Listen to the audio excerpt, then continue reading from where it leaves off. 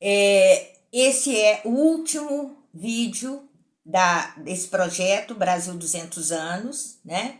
Como eu já havia colocado lá no primeiro vídeo, quando me apresentei, eu fiz um recorte histórico sobre esse tema, e esse recorte ele abrangeu o século XVIII, chegando até as 3 primeiras décadas do século XIX, ou seja, o 7 de abril de 1831, que é a data que marca a abdicação do primeiro imperador brasileiro, né? Entretanto, eu vou citar aqui alguns ainda fatos que eu considero importantes, como, por exemplo, uma carta que Dom Pedro deixou para o filho Pedro de Alcântara, futuro Pedro II, um dia antes da sua partida para a Europa, quando então ele foi definitivamente, né, ele abandona o Brasil definitivamente. E ainda falar um pouquinho de 3 protagonistas desse processo de independência que eu considero importante citar, na medida em que as suas histórias são realmente assim curiosas, né? Antes de mais nada, eu gostaria de agradecer a todos que se inscreveram no meu canal, que compartilharam, que comentaram, que colocaram sugestões. Muito obrigada a todos. Esse trabalho foi um trabalho realmente assim que eu fiquei muito feliz em realizar, apesar de não ser um trabalho muito simples, nada de grandioso, nada de inédito, né? Mas é um trabalho que me deixou assim bastante satisfeita, né? Posteriormente teremos outros projetos, né? Mas por enquanto esse trabalho se encerra com esse vídeo, né? Que eu vou postar daqui a pouquinho.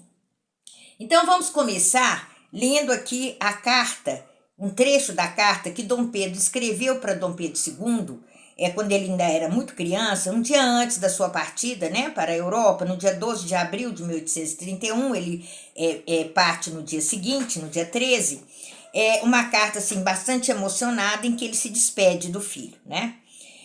Então ele começa a carta da seguinte maneira, abre aspas, meu filho, meu querido filho e meu imperador, deixar filhos, pátria e amigos não pode haver maior sacrifício, mas levar a honra ilibada não pode haver maior glória.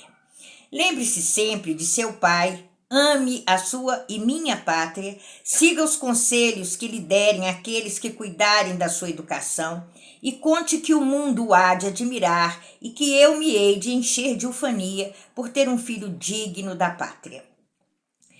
Adeus, meu amado filho, receba a bênção de seu pai, que se retira saudoso e sem mais esperança de o ver.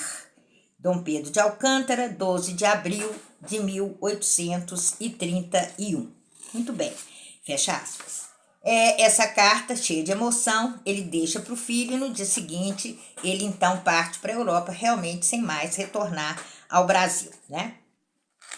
Além dessa carta, gostaria também de destacar aqui um pouquinho, um pouco sobre a vida pessoal de Dom Pedro, né, que foi o grande personagem desse processo de independência, né?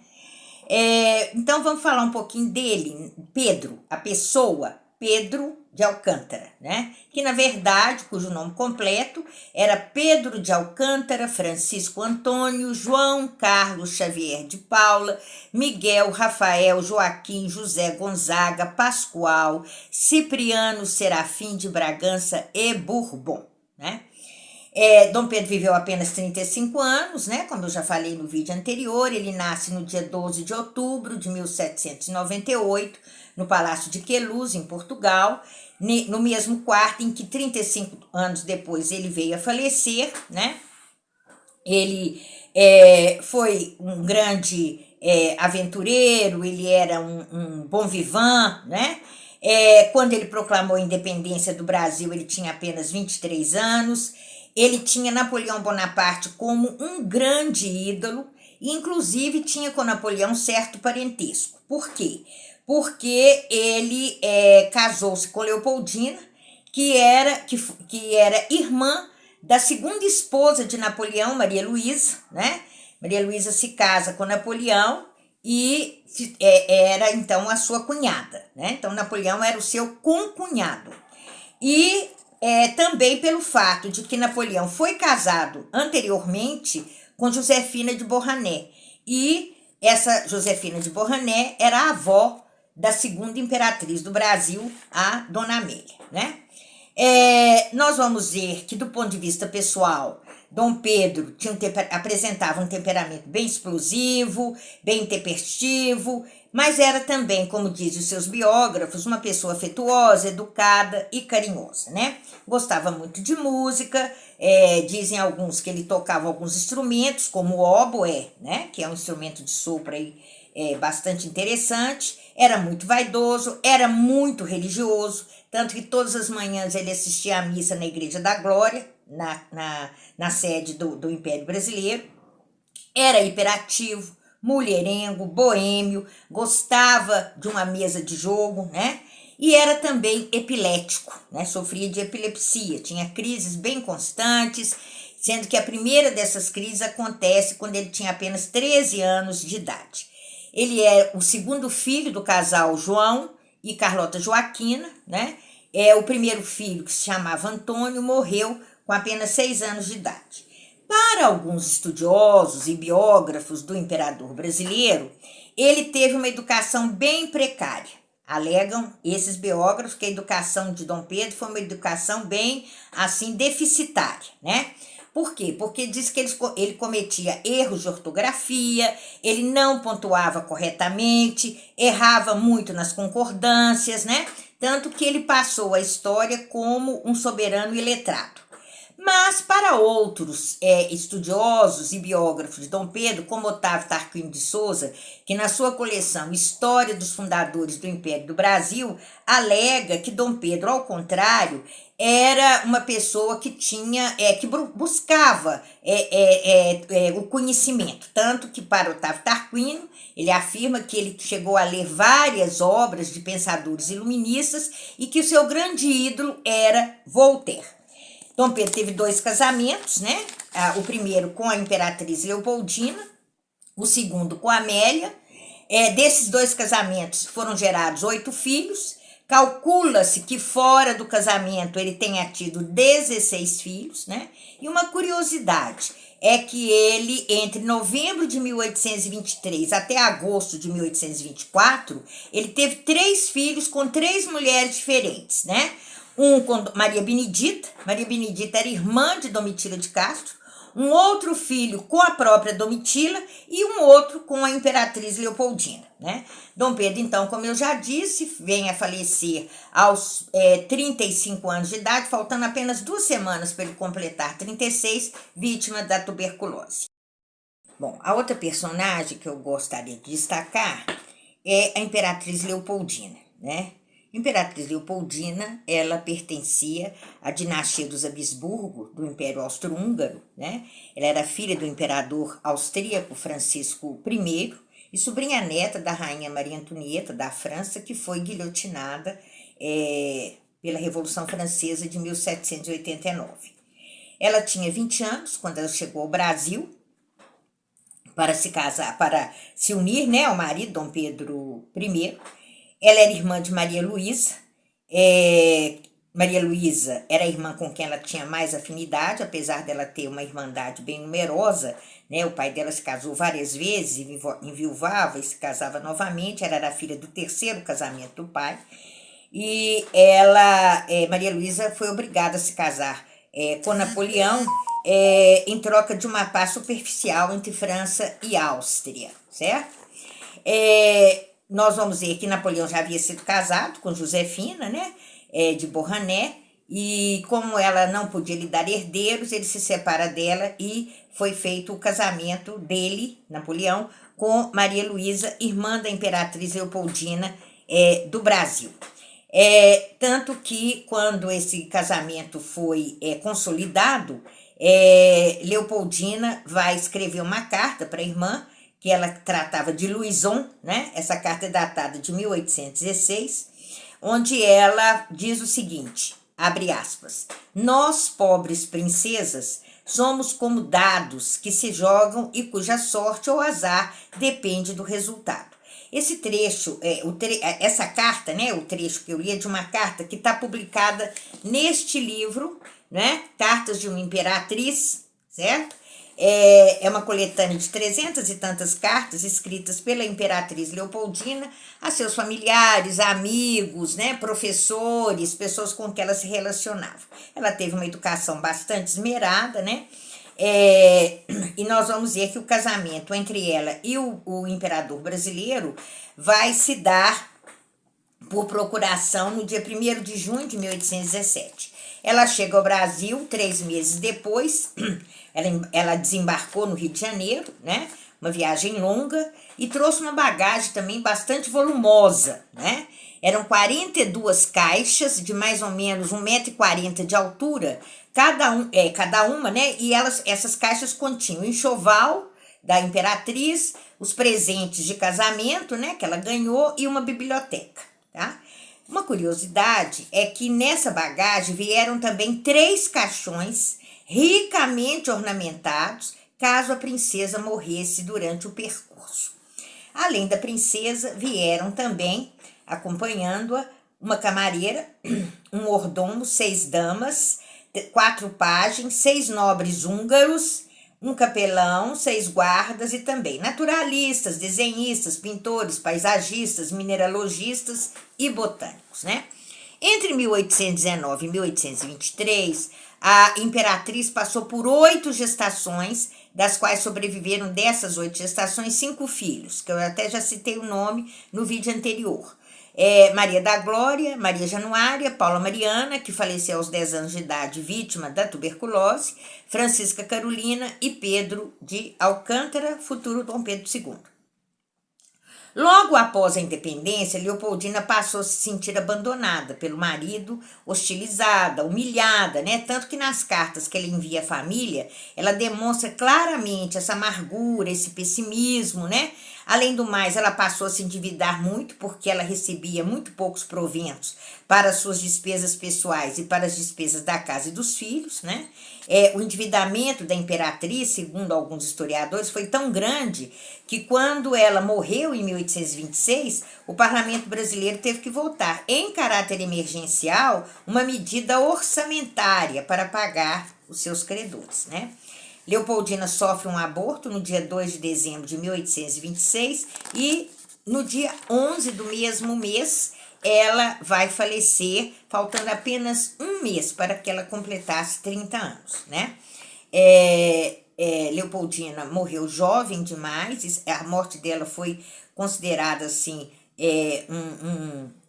uma tristeza enorme na corte, porque ela era uma figura bem popular na corte, no Rio de Janeiro em geral. Para terminar, nós vamos destacar aqui a segunda imperatriz do Brasil, Dona Amélia, uma figura que ficou pouco tempo aqui no nosso país, né? Portanto, ela é pouco conhecida, pouco destacada pela própria história, né? Mas é interessante conhecer um pouco dela.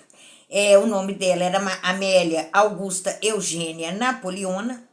Ela será, então, a segunda imperatriz do Brasil e a segunda esposa do imperador Pedro I, né?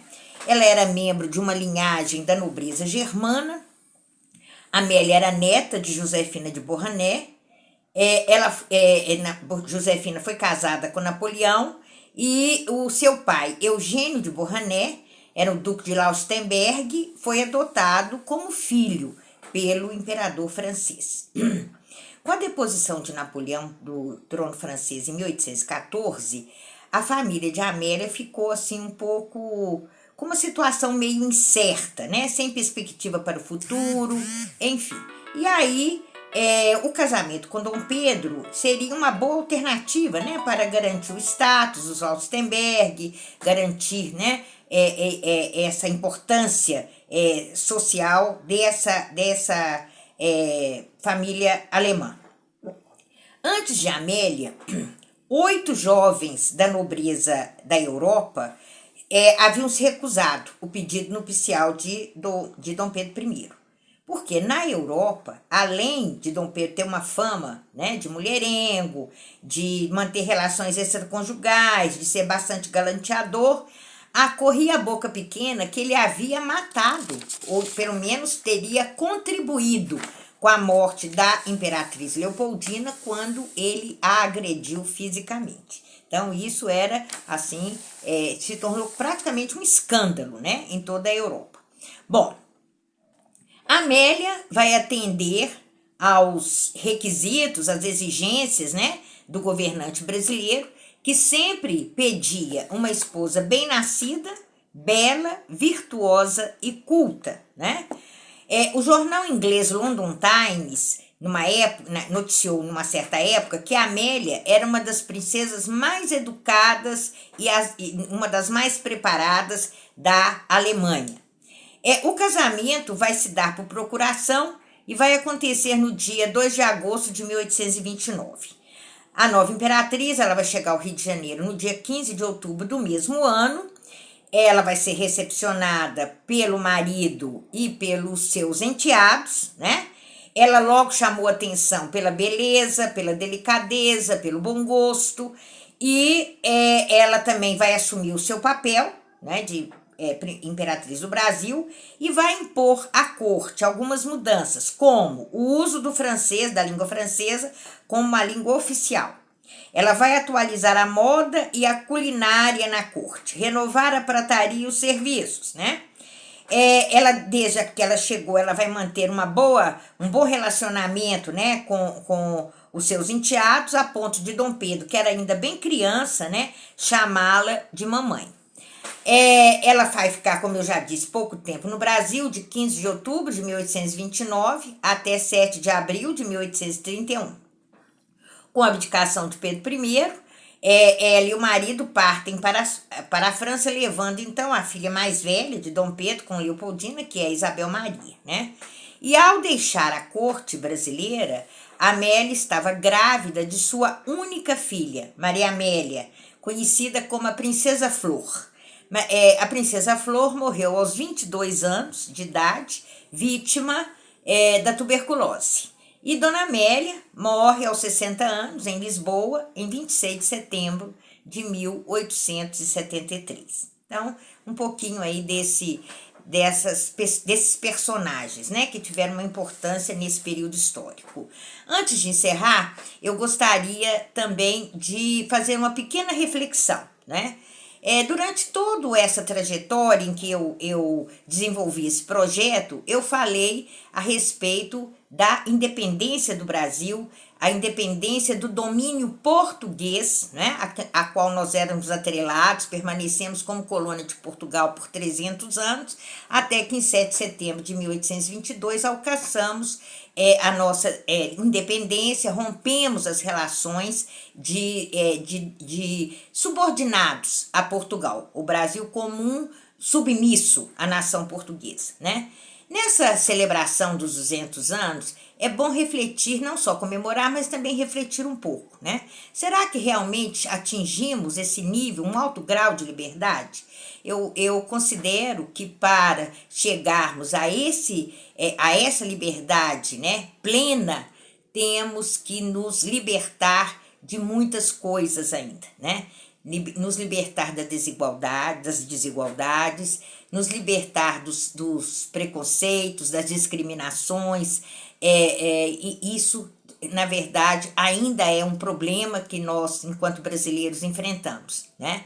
Então, vamos refletir nesses 200 anos também sobre todas essas questões que ainda nos acorrentam, que ainda nos prendem, né? E vamos tentar nos libertar dessas questões que, na verdade, não nos levará a lugar nenhum. Muito obrigada e esperem novos projetos. Voltando só para fazer uma pequena correção.